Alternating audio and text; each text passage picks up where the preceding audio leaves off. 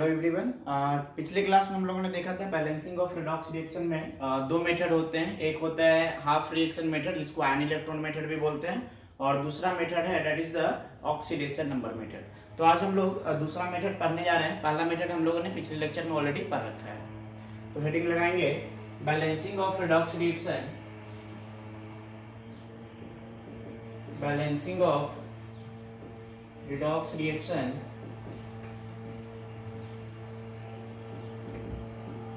by oxidation number method। oxidation number method, ठीक है। तो क्या करेंगे इसमें, इस मेथड में भी हमारे पास कुछ स्टेप्स है। बस हम लोग को क्या करना है, उस स्टेप्स को फॉलो करना है and you will get the balanced redox reaction. तो वो स्टेप्स क्या क्या है, क्या स्टेप्स हमें फॉलो करना है, उसको एक बार हम लोग पहले लिख लेते हैं। स्टेप्स में सबसे पहला काम है हमारा कि स्केलेटल इक्वेशन लिखना, और स्केलेटल इक्वेशन में जो स्पीसीज इन्वॉल्व है वो सब करेक्ट होना चाहिए। कभी कभी क्या होता है कि मिस्टेक से चार्ज जो है उसका छूट जाता है। जैसे मान लो कि MnO4 माइनस है तो MnO4 लिखते हैं, माइनस छूट जाता है। तो इसका ध्यान रखना है कि जो स्पीसीज लिख रहा है बिल्कुल करेक्ट लिख रहे हैं और साथ में उसका चार्ज के साथ बिल्कुल लिख रहा है। तो पहला स्टेप है right correct skeletal equation, correct skeletal equation. Skeletal equation क्या होता है, वैसा इक्वेशन जो क्या हो अनबैलेंस्ड हो, जो बैलेंस्ड इक्वेशन नहीं है उस इक्वेशन को हम लोग क्या बोलेंगे, स्केलेटल इक्वेशन। तो पहला स्टेप है हमारे पास कि राइट करेक्ट स्केलेटल इक्वेशन।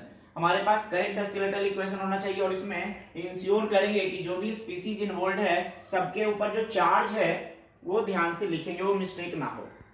दूसरा स्टेप है स्केलेटल इक्वेशन लिखने के बाद इसमें जितने भी हमारे पास एलिमेंट्स है सबका क्या करेंगे, ऑक्सीडेशन नंबर हम लोग असाइन करेंगे। Assign oxidation number, assign oxidation number and identify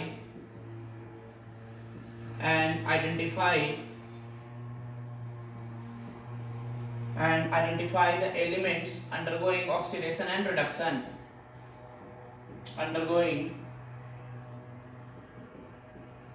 oxidation and reduction। अगर ऑक्सीडेशन नंबर इंक्रीज कर रहा होगा तो क्या हो रहा होगा, ऑक्सीडेशन, और अगर डिक्रीज कर रहा होगा तो रिडक्शन। तो यहां से हमें पता चल जाएगा कि किसका ऑक्सीडेशन हो रहा है और किसका रिडक्शन हो रहा है। ये दो स्टेप हो गया। तीसरा स्टेप क्या करना है, देखो ये दो स्टेप बिल्कुल वैसा ही है जैसा हम लोगों ने आयन इलेक्ट्रॉन मेथड में किया था, ठीक है। तो दो स्टेप बिल्कुल वैसा ही रहेगा। तीसरा स्टेप में हमें क्या करना है, अब इसमें हमें कैलकुलेट करना है कि कितना ऑक्सीडेशन नंबर इंक्रीज कर रहा है या कितना ऑक्सीडेशन नंबर डिक्रीज कर रहा है।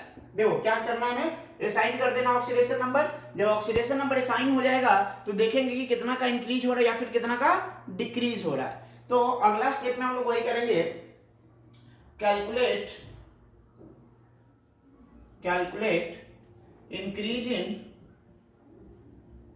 increase and decrease in oxidation number पर एटम। एक एटम के लिए ये ध्यान रखना, पर एटम, एक एटम के लिए कितना ऑक्सीडेशन नंबर इंक्रीज कर रहा है ड्यूरिंग ऑक्सीडेशन और एक एटम के लिए कितना ऑक्सीडेशन नंबर डिक्रीज कर रहा है इन रिडक्शन, ठीक है। तो ये हमें कैलकुलेट करना है पर एटम कि एक एटम के लिए कितना इंक्रीज या कितना डिक्रीज हो रहा है ऑक्सीडेशन नंबर का। पर एटम कैलकुलेट करने के बाद हमें टोटल कैलकुलेट करना। हो सकता है कि रिएक्टेंट में हमारे पास 4 एटम हो या 3 एटम हो या 2 एटम हो। एक के लिए मान लो कि डिक्रीज जो है वो 2 का है, तो 2 एटम के लिए डिक्रीज कितना हो जाएगा, उससे मल्टीप्लाई करना पड़ेगा। तो हमें टोटल डिक्रीज या टोटल इंक्रीज ये कैलकुलेट करना है। उसके बाद हम लोग कैलकुलेट करेंगे कि calculate total decrease in oxidation number and total increase in oxidation number। कैसे कैलकुलेट करेंगे, अभी हम लोग एक एग्जांपल देखेंगे तो और क्लियर हो जाएगा। Calculate total decrease in oxidation number and total increase in oxidation number, increase in oxidation number. फिर क्या करेंगे हम लोग, टोटल डिक्रीज और total increase in oxidation number निकालेंगे, ठीक है ना। तो 4 स्टेप्स हम लोगों ने देखा। पहला स्टेप क्या है, स्केलेटल इक्वेशन लिख देना है, करेक्ट स्केलेटल इक्वेशन लिखना है, उसमें जितने भी स्पीसीज है उसका फॉर्मूला करेक्ट लिखना है, उसके ऊपर चार्ज सही से लिखना है। दूसरा, सबका ऑक्सीडेशन नंबर असाइन कर लेंगे। ऑक्सीडेशन नंबर असाइन करके हम ये पता चल जाएगा किसका ऑक्सीडेशन हो रहा है और किसका रिडक्शन हो रहा है। अगर ऑक्सीडेशन हो रहा होगा तो ऑक्सीडेशन नंबर इंक्रीज कर रहा होगा तो हम लोग ये निकाल लेंगे कि कितना पर एटम कितना इंक्रीज हो रहा है ऑक्सीडेशन नंबर। रिडक्शन हो रहा होगा तो डिक्रीज हो रहा होगा तो हम लोग ये निकाल लेंगे कि पर एटम जो है वो कितना डिक्रीज हो रहा है। और फिर हम लोग क्या कर लेंगे, टोटल डिक्रीज और टोटल इंक्रीज जो है ऑक्सीडेशन नंबर में वो कैलकुलेट कर लेंगे। अगला स्टेप है कि जो टोटल डिक्रीज है वो किसके बराबर होना चाहिए, टोटल इंक्रीज के बराबर होना चाहिए, क्योंकि जितना इलेक्ट्रॉन कोई अगर लूज करेगा उतना ही दूसरा क्या करेगा, गेन करेगा। मतलब total increase in oxidation number must be equal to total decrease in oxidation number. अगर ये दोनों इक्वल आ रहा है तब तो ठीक है, अगर इक्वल नहीं आएगा, जो कि मोस्ट केस में यही होगा, इक्वल नहीं आएगा, अगर इक्वल नहीं आएगा तो क्या करना पड़ेगा, सुटेबल नंबर से मल्टीप्लाई करके क्या करना पड़ेगा, इक्वल करना पड़ेगा। तो अगला स्टेप में लिखेंगे make total increase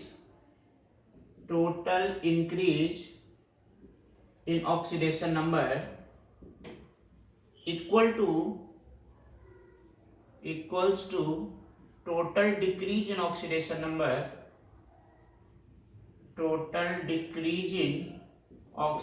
number, कैसे करेंगे ये चीज, by multiplying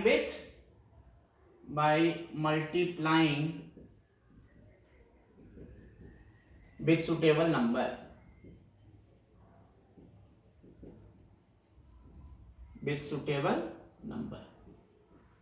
ठीक है। मान लो 2 का इंक्रीज हो रहा है और 3 का डिक्रीज हो रहा है, तो एक में 2 से मल्टीप्लाई करेंगे और एक में 3 से मल्टीप्लाई करेंगे, दोनों में क्या हो जाएगा, 6 का इंक्रीज और 6 का डिक्रीज हो जाएगा, ठीक है। तो ये 5 स्टेप हो गया।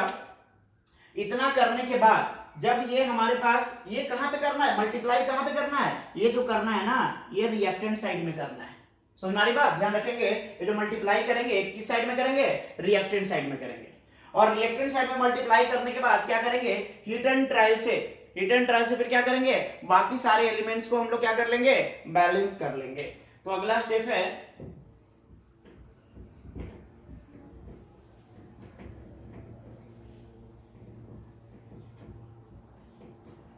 Sixth step, balance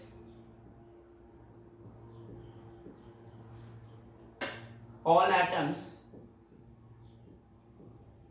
except hydrogen and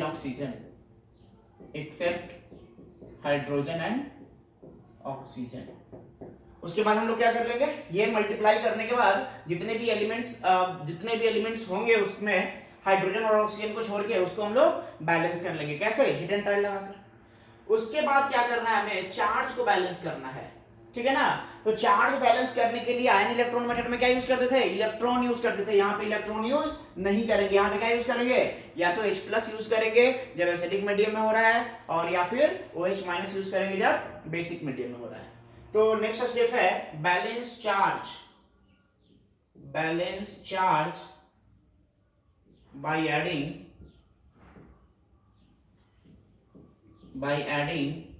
H+, कब, इन एसिडिक मीडियम,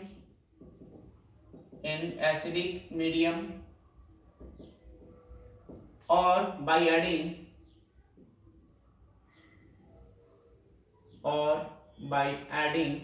OH-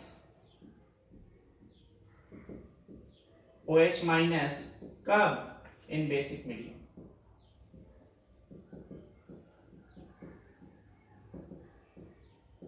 ठीक है, तो या तो हम लोग H+ यूज कर लेंगे अगर एसिडिक मीडियम में रिएक्शन हो रहा होगा तो, और अगर बेसिक मीडियम में हो रहा होगा तो OH- यूज कर लेंगे।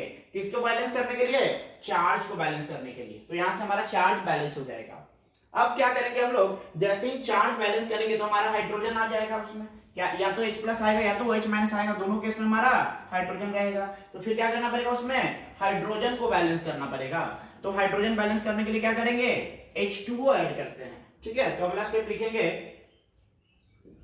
Balance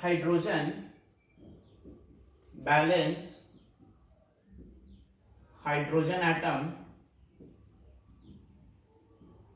by adding suitable number of or required number of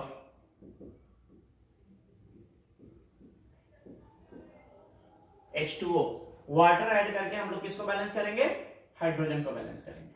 और जब हाइड्रोजन को बैलेंस करेंगे तो क्या देखेंगे, जैसे ही वाटर ऐड करेंगे देखेंगे क्या कि ऑक्सीजन जो है खुद ब खुद बैलेंस हो जाएगा। ऑक्सीजन को बैलेंस करने का जरूरत नहीं पड़ेगा, ऑक्सीजन ऑटोमेटिकली बैलेंस हो जाएगा। अगर ऑक्सीजन ऑटोमेटिकली बैलेंस नहीं हो रहा है मतलब कहीं ना कहीं स्टेप्स में क्या हुआ है, मिस्टेक्स हुआ है, ये हमें पता चल जाएगा। ठीक है, तो इसमें हमें ऑक्सीजन को बैलेंस करने का जरूरत नहीं है। जैसे ही H2O ऐड करेंगे लास्ट में चार्ज बैलेंस करने के बाद हाइड्रोजन को बैलेंस करने के लिए, तो ऑक्सीजन जो है खुद ब खुद क्या हो जाएगा, बैलेंस हो जाएगा। क्लियर है?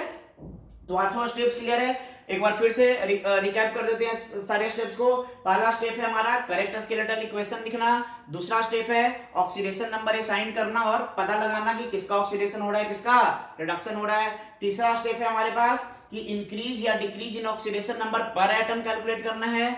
चौथा स्टेप है टोटल इंक्रीज और टोटल डिक्रीज कैलकुलेट करना है। पांचवा स्टेप है कि total increase in oxidation number must be equal to total decrease, तो सुटेबल नंबर से मल्टीप्लाई करके उसको क्या कर देंगे, इक्वल कर देंगे। उसके बाद छठा स्टेप है कि हम हाइड्रोजन और ऑक्सीजन को छोड़ के बाकी सारे एलिमेंट्स को बैलेंस कर लेंगे by using hit and trial.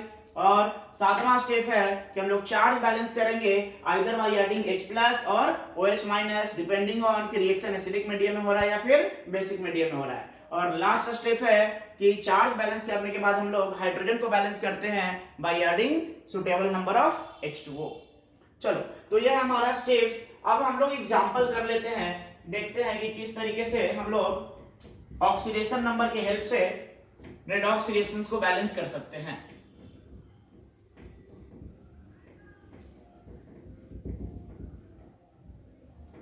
लिखेंगे एग्जांपल, बैलेंस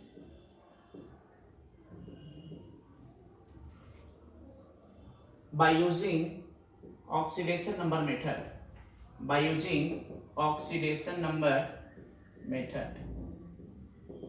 क्वेश्चन है Cr3 और Cr2O7 2 minus plus I minus, और ये हमें मिल रहा है Cr3 प्लस I2, और ये रिएक्शन जो है वो एसिडिक मीडियम में हो रहा है। ठीक है ना, दिया हुआ है reaction is taking place in acidic medium, यहाँ पे लिख दे रहे हैं इन एसिडिक मीडियम। ऐसे मेंशन किया हुआ रहेगा कि रिएक्शन जो है वो एसिडिक मीडियम में हो रहा है या फिर बेसिक मीडियम में हो रहा है। और नहीं तो उसके लिए और क्या इंडिकेशन हो सकता है कि यहाँ पे लिख दे H+, या इस साइड या फिर इस साइड कहीं पे लिख दे H+, मतलब रिएक्शन किस मीडियम में हो रहा है, एसिडिक मीडियम में हो रहा है। हम लोग यहाँ पे दो एग्जांपल सोल्व करेंगे, एक एसिडिक मीडियम में करेंगे और एक बेसिक मीडियम में करेंगे। देखेंगे किस तरीके से ऑक्सीडेशन नंबर मेथड से हम लोग जो है रेडॉक्स रिएक्शन को बैलेंस करते हैं। चलो, तो सबसे पहला काम है हमारा स्केलेटल इक्वेशन लिख लेना, जो कि हमने यहाँ पे लिख रखा है। दूसरा काम है ऑक्सीडेशन नंबर असाइन करना। तो चलो ऑक्सीडेशन नंबर असाइन करो। क्रोमियम का कितना है यहाँ पे, Cr2O7 2 माइनस में क्रोमियम का ऑक्सीडेशन नंबर है +6, निकाल लोगे। ऑक्सीजन का है -2, आयोडीन का है -1, I माइनस का, यहाँ पे इसका +3, यहाँ पे आयोडीन का है 0। अब बताओ किसका इंक्रीज हो रहा है, किसका डिक्रीज हो रहा है। क्या यहाँ पे इंक्रीज दिख रहा है, this is the increase in oxidation number and this is decrease in oxidation number. ठीक है, तो अब हमने ऑक्सीडेशन इसका हो रहा है, रिडक्शन इसका हो रहा है, ये हमने पता कर लिया। अगला स्टेप में आते हैं, कैलकुलेट ऑक्सीडेशन नंबर इंक्रीज और डिक्रीज पर एटम। तो बताओ एक एटम का +6 से कितना जा रहा है, +3, तो डिक्रीज इन ऑक्सीडेशन नंबर, इस सिंबल का मतलब क्या है, डिक्रीज। ठीक है ना, तो decrease in oxidation number per atom कितना हो जाएगा बताओ, पर एटम कितना हो जाएगा, +6 से +3 जा रहा है, 3 का डिक्रीज हो रहा है। यहां पे बताओ increase in oxidation number per atom कितना है, -1 से 0 जा रहा है, कितना हो जाएगा 1। समझ में आ रही बात। तो पर एटम हमने इंक्रीज और डिक्रीज निकाल लिया। अब क्या करना है, टोटल इंक्रीज और टोटल डिक्रीज निकालना है। बताओ यहाँ पे टोटल कितना एटम सर था, 2 एटम था, तो total decrease in oxidation number कितना हो जाएगा, total decrease in oxidation number कितना हो जाएगा, एक के लिए 3 है, 2 के लिए कितना हो जाएगा 3 × 2 दैट इज 6। अब यहाँ पे कितना एटम था, एक ही एटम था, एक ही है ना, तो बताओ total total increase in oxidation number कितना हो जाएगा, एक ही हो जाएगा। इसका मतलब टोटल इंक्रीज हो रहा है हमारा 1 और टोटल डिक्रीज हो रहा है 6। दोनों को इक्वल करना, क्या करना पड़ेगा, इसमें 6 से मल्टीप्लाई करना पड़ेगा। 6 से मल्टीप्लाई करेंगे तो ये भी 6 हो जाएगा और ये भी 6 हो जाएगा। 6 से मल्टीप्लाई करना पड़ेगा मतलब यहाँ पे कितना लगाना पड़ेगा, यहाँ पे हमें 6 से मल्टीप्लाई करना पड़ेगा और यहाँ पे कितना से मल्टीप्लाई करना पड़ेगा, 1 से। तो कुछ नहीं लिखेंगे, मतलब यही रह जाएगा। अब हमने टोटल इंक्रीज और टोटल डिक्रीज को क्या कर दिया, इक्वल कर दिया है। अगला स्टेप क्या होता है कि balance all atoms except hydrogen and oxygen by using hit and try. चलो देखो यहाँ पे 6 आयोडीन का एटम है, इधर कितना लगा दे, 3 लगा दे। यहाँ पे क्रोमियम 2 था तो यहाँ पे कितना लगा दे, 2 लगा दे। क्लियर है, समझ में आ गई बात। अब देखो यहाँ पे चार्ज को बैलेंस करना है तो रिएक्टेंट साइड में टोटल चार्ज कितना दिख रहा है, -2 यहाँ पे दिख रहा है और -1 × 6 यहाँ पे दिख रहा है। मतलब टोटल रिएक्टेंट साइड में चार्ज हो गया -2 इसकी वजह से और -1 × 6 -6, मतलब -8 टोटल चार्ज है रिएक्टेंट में। प्रोडक्ट में टोटल चार्ज कितना है, प्रोडक्ट में टोटल चार्ज है +6, एक के लिए +3, दो के लिए +6। बताओ ये -8 है और ये +6 है। अब ऐड क्या करना है चार्ज को बैलेंस करने के लिए, H+ या OH-, एसिडिक मीडियम में है H+ ऐड करना है। बताओ H+ किधर ऐड करोगे, इधर या इधर, इधर करोगे तो इधर प्लस तो और बढ़ते चला जाएगा। ये माइनस में है ना, इसको इंक्रीज करा के इसके बराबर करना है। तो बताओ कितना हाइड्रोजन देना पड़ेगा, +14 देना पड़ेगा। तो -8 + 14 विल बी इक्वल टू +6। मतलब यहाँ पे कितना H+ ऐड करना पड़ेगा, यहाँ पे हमें 14 H+ ऐड करना पड़ेगा। अब देखो एक बार 14 H+ ऐड करके चार्ज काउंट कर लो, देखो कितना आ रहा है, +14 -6 -2, तो +14 -6 कितना हो गया, +8 और +8 और -2 +6, इधर भी कितना है +6। दोनों तरफ चार्ज हमारा इक्वल हो चुका है। अब चार्ज जैसे इक्वल होता है अब क्या करेंगे, हाइड्रोजन एटम को बैलेंस करेंगे। इधर हाइड्रोजन एटम कितना दिख रहा है, 14, तो क्या कर दोगे यहाँ पे 7H2 ऐड कर दो। 7H2 ऐड करो, देखो 7 × 2 14 हो गया यहाँ पे भी। अब देखो ऑक्सीजन एटम को हमने बैलेंस नहीं किया है, लेकिन ऑक्सीजन एटम खुद ब खुद बैलेंस हो गया होगा। एक बार चेक करके देख लेते हैं। रिएक्टेंट साइड में ऑक्सीजन कितना है, 7, प्रोडक्ट साइड में ऑक्सीजन कितना है, 7, बैलेंस हो गया ना। तो ऑक्सीजन एटम को हमें बैलेंस करने की जरूरत नहीं है, ऑटोमेटिकली लास्ट स्टेप में वो अपने आप बैलेंस हो जाएगा। तो ये हमारा बैलेंस्ड रेडॉक्स रिएक्शन हो गया। क्या हुआ, Cr2O72- +6I- +14H+ gives 2Cr3+ +3I2 +7H2O। तो ये हमारा बैलेंस्ड इक्वेशन है एसिडिक मीडियम के अंदर। समझ में आ गई बात, क्लियर है। ओके, एक और एग्जांपल देखते हैं।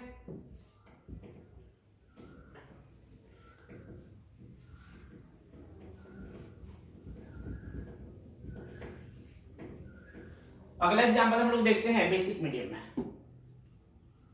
इन बेसिक मीडियम।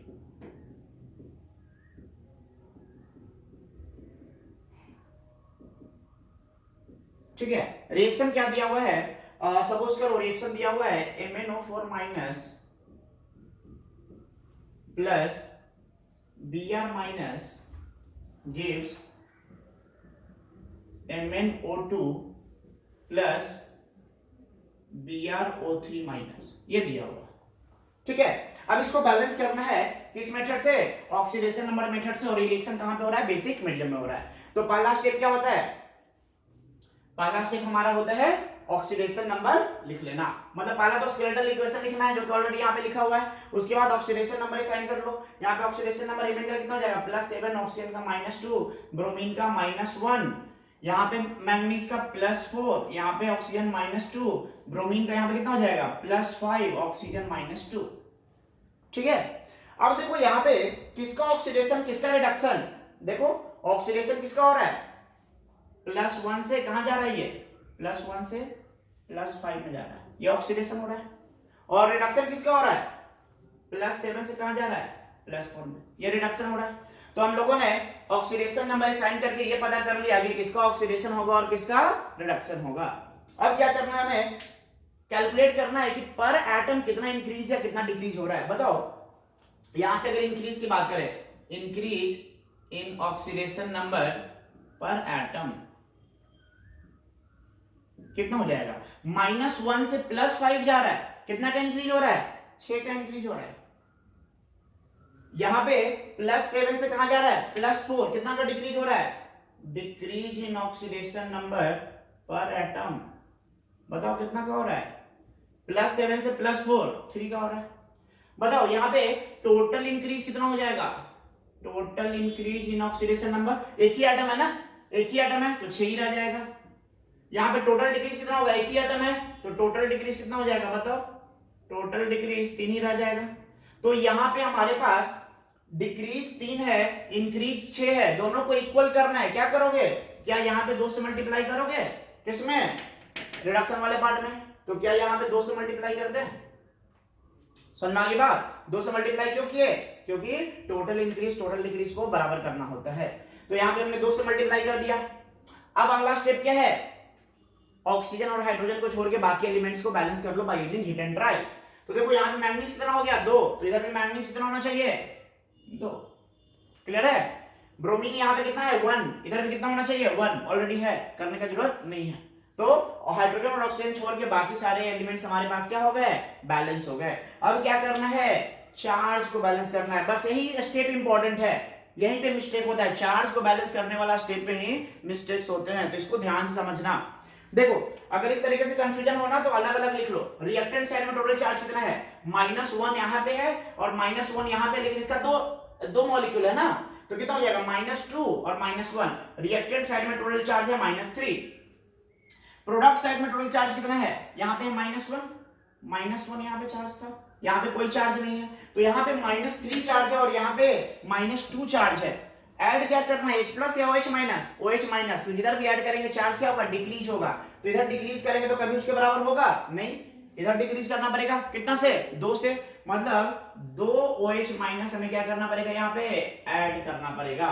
अब जैसे ही 2 OH- ऐड किया, देखो इधर में चार्ज कितना हो गया, -1 इस पे था पहले से और -2 यहां से आ गया, -3 इधर भी चार्ज हो जाएगा और इधर में पहले से -3 था, तो दोनों तरफ चार्ज क्या हो गए, इक्वल हो गए। अब हमारे पास चार्ज बैलेंस हो चुका है। लास्ट स्टेप क्या होता है, हाइड्रोजन को बैलेंस करना। कैसे बैलेंस करेंगे, H2 ऐड करके। बताओ इस साइड में कितना हाइड्रोजन है, 2 हाइड्रोजन है, इस साइड में कितना हाइड्रोजन है, एक भी हाइड्रोजन नहीं है, तो कितना मोल वाटर ऐड कर दें, 1 मोल वाटर ऐड कर दें H2O। अब देखो यहां पे हमने ऑक्सीजन को बैलेंस नहीं किया है, लेकिन आप चेक करोगे आपको मिलेगा कि ऑक्सीजन जो है वो खुद ब खुद बैलेंस हो गया होगा। एक बार चेक करके देख लेते हैं ऑक्सीजन खुद ब खुद बैलेंस हुआ है या नहीं हुआ है। देखो ऑक्सीजन रिएक्टेंट साइड में कितना है, 4 × 2 8 और 1 9 ऑक्सीजन है रिएक्टेंट साइड में। प्रोडक्ट साइड में देख लेते हैं, 2 × 2 4 प्लस 3 प्लस 2 कितना है ये, 9। तो 9 ऑक्सीजन रिएक्टेंट साइड भी है, 9 ऑक्सीजन प्रोडक्ट साइड भी है, जो कि ऑटोमेटिकली अपने आप बैलेंस हो जाएगा। समझ में आ गई बात। तो इस तरीके से हम लोग ऑक्सीडेशन नंबर मेथड से जो है रिडॉक्स रिएक्शंस को बैलेंस कर सकते हैं, एसिडिक मीडियम में भी, बेसिक मीडियम में भी, लेकिन always prefer half reaction method, that is ion electron method को हम लोग प्रेफर करेंगे बैलेंसिंग करते समय। इसका यूज जो है हम लोग लिमिटेड कभी कभी करेंगे, ठीक है, ज्यादातर उसी का यूज करेंगे क्योंकि उसका एप्लीकेशंस ज्यादा है, ठीक है ना। अब देखो ये हमारा रिडॉक्स वाला पार्ट हो गया कंप्लीट। थोड़ा सा इसमें हम और देख लेते हैं। कभी कभी क्या होता है ना कि रिडक्शन पोटेंशियल दिया हुआ रहता है बहुत सारे एलिमेंट्स का, और किसी स्पीशीज से इस स्पीशीज में जा रहा है, उसका रिडक्शन पोटेंशियल दिया रहेगा और आपसे पूछेगा कि कौन अच्छा ऑक्सीडाइजिंग एजेंट है या कौन अच्छा रिड्यूसिंग एजेंट है। तो एक बार उसको हम लोग कर लेते हैं।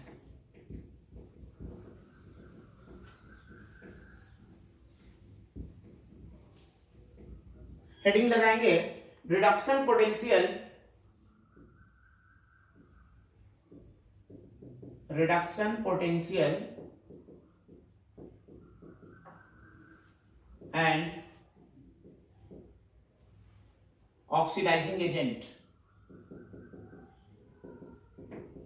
and oxidizing agent देखो रिडक्शन पोटेंशियल क्या होता है, नाम नहीं सुना होगा अभी तक आप लोगों ने, जो क्लास 11th के हम लोगों तो नहीं सुना होगा, जो क्लास 12th पढ़ चुके हैं उनको पता होगा रिडक्शन पोटेंशियल क्या होता है। रिडक्शन पोटेंशियल आप जो क्लास 11th में है अभी बस इतना समझ लो कि क्या है, एक वोल्टेज है एक तरीके का, ठीक है ना। जब हम लोग बैटरी में जैसे वोल्टेज मेजर करते हैं ना, उसी तरीके से यहाँ पे क्या करेंगे, हमारे पास 2 टाइप के रिएक्शन होता है, ऑक्सीडेशन एंड रिडक्शन। तो रिडक्शन हाफ और ऑक्सीडेशन हाफ दोनों का अगर अलग अलग पोटेंशियल अगर हम मेजर करते हैं, ठीक है। तो इसमें क्या करते हैं, एक को हम लोग किसी स्टैंडर्ड लेते हैं, जैसे हाइड्रोजन को हमने स्टैंडर्ड ले लिया, तो हाइड्रोजन को स्टैंडर्ड ले लिया, उसके रिस्पेक्ट में इसका रिडक्शन कराते हैं तो कितना वोल्टेज मिलेगा, वही क्या कहलाता है, रिडक्शन पोटेंशियल। तो डिटेल में जो है इसको हम लोग इलेक्ट्रोकेमिस्ट्री वाले चैप्टर में पढ़ेंगे क्लास 12 के अंदर। अभी के लिए फिलहाल ये समझ लो कि रिडक्शन पोटेंशियल कुछ होता है जिसका वैल्यू जो है वोल्टेज में आपको दिया हुआ रहेगा। समझ में आ गई बात। अब क्या करना है कि अगर रिडक्शन पोटेंशियल दिया हुआ है, पूछेगा कि कौन ज्यादा पावरफुल ऑक्सीडाइजिंग एजेंट है या किसका ऑक्सीडाइजिंग पावर ज्यादा है, ठीक है। तो उस तरीके के क्वेश्चंस को हम लोग कैसे सोल्व करेंगे, देखो इस तरीके से दिया रहता है, जैसे दिया रहेगा E0 Ag प्लस 2Ag। इसका मतलब समझ में आ रहा है क्या लिखा हुआ है, इसका मतलब है कि अगर Ag प्लस जो है Ag में कन्वर्ट होता है तो कितना वोल्टेज जो है वो जनरेट करेगा। समझ में आ रही बात। With respect to hydrogen, hydrogen को हमने डिफरेंस मान के रखा है और ये नॉट लगा हुआ, मतलब स्टैंडर्ड वैल्यू की बात किया जा रहा है। मतलब स्टैंडर्ड वैल्यू मतलब इसका कंसंट्रेशन कितना होगा, अगर ये एक्वस है और ये सॉलिड है तो इसका कंसंट्रेशन कितना रहा होगा, 1 मोलारिटी रहा होगा, और टेम्परेचर कितना रहा होगा, स्टैंडर्ड टेम्परेचर और प्रेशर रहा होगा। मतलब स्टैंडर्ड टेम्परेचर प्रेशर पे 1 मोलारिटी के साथ इसका जो है अगर रिडक्शन होता है तो कितना वोल्टेज प्रोड्यूस करेगा, उसी को हम लोग क्या बोलते हैं, स्टैंडर्ड रिडक्शन पोटेंशियल। क्या बोलते हैं, स्टैंडर्ड रिडक्शन पोटेंशियल। अब देखो मान लो कि इस तरीके से बहुत सारे स्पीशीज हो सकते हैं, ठीक है ना। तो इसका मतलब पहले समझ लो, इसका मतलब है कि reduction potential, standard reduction potential इधर नॉट मतलब स्टैंडर्ड, ठीक है ना। तो इसका मतलब है standard reduction potential, standard reduction potential of Ag plus equals when it changes, और हम लोग बोल सकते हैं, देखो इसका मतलब है Ag प्लस से कहां जा रहा है, वो Ag में जा रहा है, तो हम लोग लिख सकते हैं कि standard reduction potential of Ag plus when it reduces into Ag solid। जब Ag प्लस जो है, Ag प्लस इलेक्ट्रॉन एक्सेप्ट करके Ag सॉलिड बन जाता है, और स्टैंडर्ड मतलब समझ में आ रही बात, मतलब मोलारिटी कितना होगा 1, और टेम्परेचर प्रेशर कितना होगा, standard temperature pressure STP condition होगा। एसटीपी कंडीशन पे 1 मोलारिटी के साथ जितना वोल्टेज हमें मिलेगा उसी को हम लोग क्या बोल रहे हैं, स्टैंडर्ड रिडक्शन पोटेंशियल। और इस सिंबल का मतलब क्या है, इस सिंबल का मतलब है कि जब Ag प्लस से Ag जा रहा होगा तो कितना वोल्टेज जनरेट हो रहा होगा या कितना वोल्टेज हमें देना पड़ रहा होगा, वो क्या कहलाता है, रिडक्शन पोटेंशियल, ठीक है। अब देखो यहां पे बात आती है कि जिस स्पीशीज का, जैसे इसका कुछ वैल्यू दिया रहेगा, मान लो 5 वोल्ट, 2 वोल्ट, 0.2 वोल्ट, ऐसे कुछ वोल्टेज दिया हुआ रहेगा, जिसका वोल्टेज सबसे ज्यादा होगा, मतलब रिडक्शन पोटेंशियल पॉजिटिव भी होता है निगेटिव भी होता है, तो जिसका रिडक्शन पोटेंशियल हाई हो, हाई मतलब पॉजिटिव वाला वैल्यू, निगेटिव हो गया तो लो हो गया बहुत, जिसका रिडक्शन पोटेंशियल हाई हो वो क्या करेगा, आसानी से रिड्यूस कर लेगा खुद को। और बताओ खुद को अगर आसानी से रिड्यूस कर रहा है तो दूसरे को क्या कर रहा होगा, ऑक्सीडाइज कर रहा होगा। मतलब वैसा स्पीशीज जिसका रिडक्शन पोटेंशियल हाई हो वो अपने आप को आसानी से रिड्यूस करेगा और दूसरे को बहुत अच्छे तरीके से ऑक्सीडाइज करेगा, मतलब एक पावरफुल ऑक्सीडाइजिंग एजेंट की तरह काम करेगा। तो मैं यहाँ पे नोट का पॉइंट लिख दे रहा हूं, यही सबसे इंपॉर्टेंट पॉइंट है, ठीक है। इस टॉपिक के अंदर बस यही पॉइंट आपको याद रखना है, ठीक है ना। Higher is the reduction potential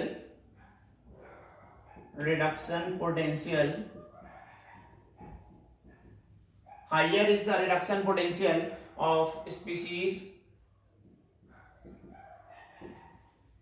more powerful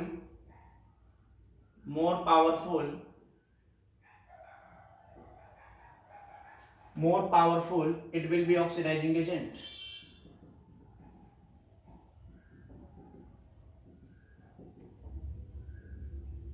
समझ में आ रही बात। मतलब जितना ज्यादा रिडक्शन पोटेंशियल होगा, मतलब वो अपने आप को आसानी से रिड्यूस कर रहा है, मतलब दूसरे को उतने आसानी से ऑक्सीडाइज करा दे रहा है, मतलब ये क्या है, बहुत ही अच्छा ऑक्सीडाइजिंग एजेंट होगा। कब, जब रिडक्शन पोटेंशियल ज्यादा हो, मतलब जिसका रिडक्शन पोटेंशियल ज्यादा है उसका ऑक्सीडाइजिंग पावर भी क्या होगा, ज्यादा होगा। इसको हम लोग ऐसे भी लिख सकते हैं कि reduction potential is directly proportional to oxidising power.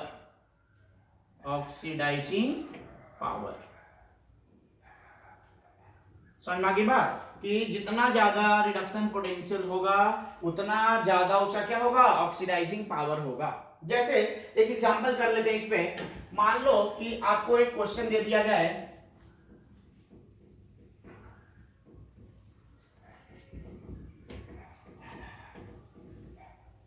Suppose दिया हुआ है, एक एग्जांपल लेते हैं। सपोज दिया हुआ है, suppose E not Zn2 plus equals to Zn solid equals to say minus 0.76 volt, ठीक है। और नेक्स्ट दिया हुआ है E naught Cu2 plus equals to Cu solid equals to plus 0.34 volt, ठीक है। आपसे पूछा जा रहा है कि बताओ इसमें which one is more powerful oxidising agent, Zn2 plus और Cu2 प्लस। क्वेश्चन है कि which is better oxidising agent,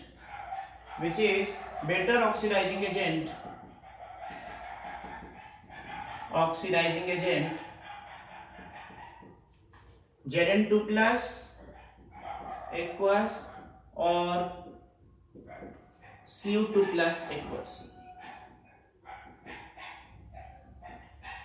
ठीक है। ये आपसे क्वेश्चन पूछा गया है कि ये डाटा आपको दिया हुआ है और आपसे पूछा गया है कि कौन बेटर ऑक्सीडाइजिंग एजेंट है। तो बताओ बेटर ऑक्सीडाइजिंग एजेंट के लिए क्या भरा कि जिसका रिडक्शन पोटेंशियल ज्यादा होगा वो क्या कहलाएगा, उतना अच्छा ऑक्सीडाइजिंग एजेंट होगा। तो बताओ ऑक्सीडाइजिंग एजेंट दोनों में ज्यादा अच्छा कौन है, किसका वैल्यू ज्यादा है, ये प्लस में और ये माइनस में है, इसका वैल्यू क्या है, ज्यादा है। इसका वैल्यू ज्यादा है मतलब Cu2 plus is a better oxidising agent than Zn2 plus. तो आंसर क्या हो जाएगा इसका, आंसर हो जाएगा Cu2 plus equals is better oxidising agent